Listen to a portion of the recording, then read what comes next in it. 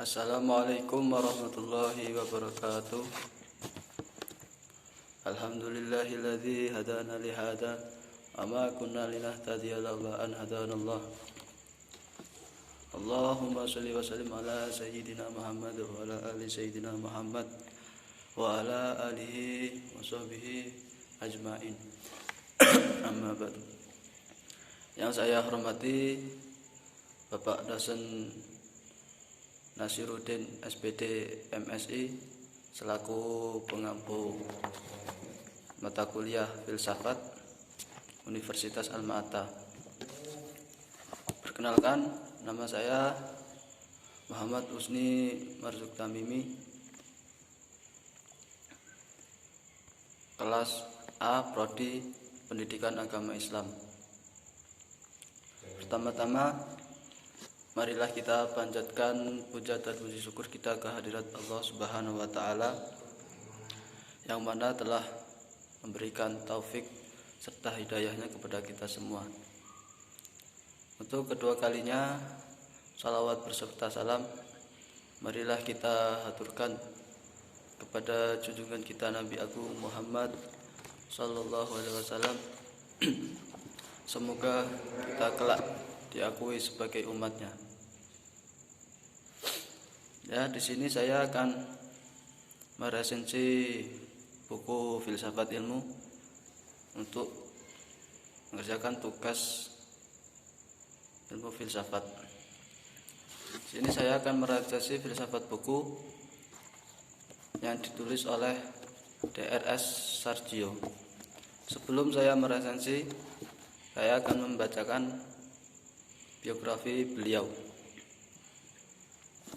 Biografi beliau adalah beliau lahir di Sleman, Yogyakarta tanggal 27 September 1963. Agama Islam, pendidikan dasar di SD Negeri Sendang Harjo 2, Sendang Rejo, Minggir, Sleman, Yogyakarta. Tingkat menengahnya, pertama di SMP Negeri Sendang Sari, Minggir, Sleman, dan tingkat atas masuk sekolah menengah ekonomi atas SMEA Negeri 5 di Godean, Sleman, Yogyakarta, dan menempuh pendidikan tinggi di Universitas Gadjah Mada, Fakultas Filsafat. Lulus sarjana tahun 1987, sejak tahun 1989 sampai sekarang menjadi dosen tetap pada Institut Ilmu Sosial dan Ilmu Politik atau disingkat IISIP Jakarta, dengan tugas mengasuh mata kuliah dasar-dasar ilmu filsafat, dasar-dasar logika, ilmu budaya dasar, dan Pancasila. Jawaban yang menduduki staf rujukan Kepala Bagian Pengembangan Biro Sumber Daya Manusia Tenaga Ahli di Lembaga Penelitian IISIP Jakarta. Kepada Bagian Manusia Tenaga Ahli Lembaga Penelitian IISIP Jakarta, kepada Bagian Sirkulasi Perpustakaan, dan mulai tahun 2003 sampai sekarang sebagai Kepala Perpustakaan IISIP Jakarta. Karya-karya ilmiah tentang ilmu filsafat, Pancasila, humaniora, dan masalah budaya, baik dalam bentuk buku atau artikel, telah banyak dipublikasikan. Karya ilmiah diterbitkan Bumi Aksara Jakarta pada tahun 2006. Karya ilmiah dalam bentuk artikel diterbitkan dalam jumlah ilmiah internasional maupun nasional yang terakreditasi, serta majalah ilmiah nasional seperti Jurnal Antropologi, Jurnal Ilmiah Widya Justisia, Majalah Widya, Majalah Humaniora, Jurnal Filsafat, Jurnal Kampus Tercinta, Jurnal Universitas Pelita Harapan, Majalah Gema, Majalah Parameter, Majalah Digna, Majalah Sosiapolitis, Jurnal Tajdid, Jurnal Hukum, Lek, Jurnalita, dan sebagainya. sebelum memasuki meresensi buku, sini saya akan sub dari buku tersebut. Pertama, di sini ada kata pengantar. Yang bab 1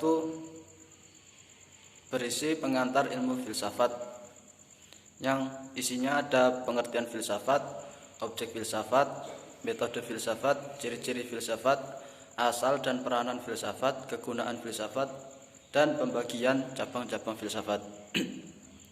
Dan masuk ke bab kedua, filsafat pengetahuan epistemologi, yang termasuk pengertian epistemologi, arti pengetahuan, terjadinya pengetahuan, jenis-jenis pengetahuan, dan asal-usul pengetahuan.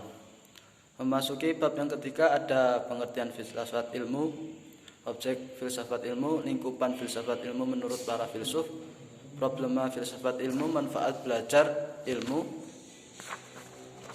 Dan bab ketiga ada definisi ilmu pengetahuan, ciri-ciri ilmu pengetahuan, keragaman dan pengelompokan ilmu pengetahuan, susunan ilmu pengetahuan, ilmu dan teknologi wujud dan teknologi wujud ilmu.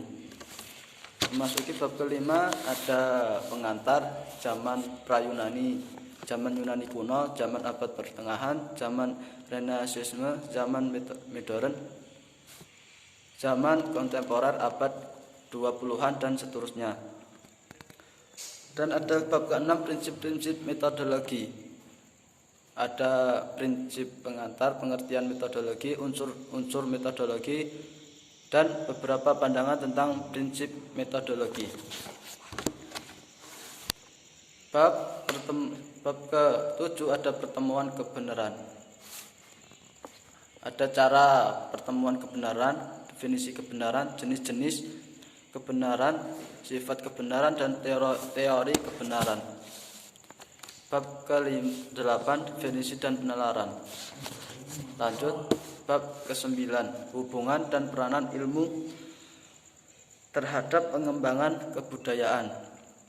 Ada ilmu dan masyarakat, pengertian dan unsur-unsur kebudayaan, pengaruh timbal balik antara ilmu dan kebudayaan, peranan ilmu terhadap pengembangan kebudayaan, dan strategi kebudayaan.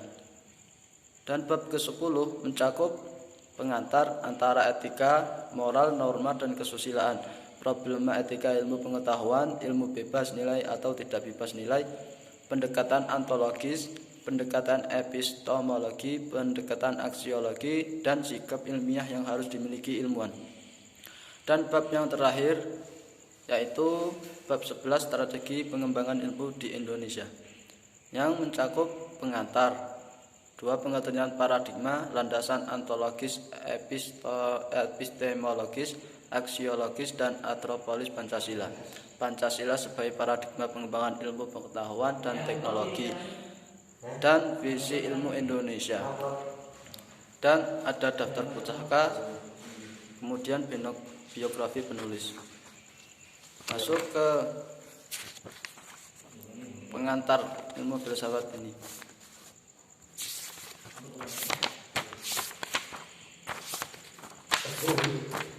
Saya mulai. Filsafat adalah ilmu sebagai cabang filsafat yang merefleksikan radikal dan integral mengenai hakikat ilmu pengetahuan itu sendiri, dan merupakan penerusan dalam pengembangan filsafat pengetahuan dalam kurung epistemologi.